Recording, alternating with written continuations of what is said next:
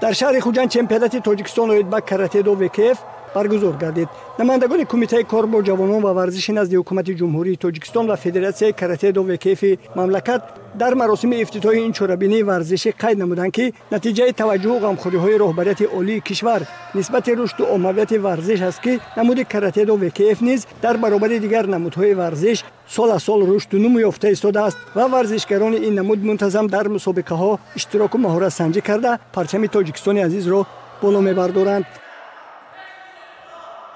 مقصد برگزاری چمپیونات تاجیکستان اوید با کراته دو وکف آن است که ما از این چمپیونات چهره‌های بهترین را انتخاب کنیم تا آماده بسازیم برای سطح مسابقه‌های بین‌المللی. البته هر یک چمپیونات این برای ما فرصت آن را می‌دهد که ما ورزشگر ارزنده را انتخاب نماییم.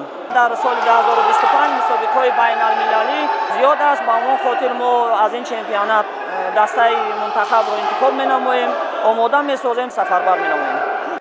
در چمپیونات تاجیکستان اوید با کراته دو وکف بیش از 100 نفر ورزشکاران از شهر دوشنبه شهر و ناحیه‌های تابع مرکز کشور و ولایت‌های سوغد و ختلان اشتراک و مهارت سنجی نمودند.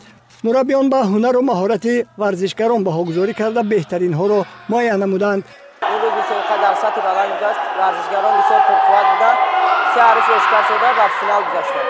کوشش می‌کنند که جای اکنون را گرفته چمپیون تاجیکستان شوند.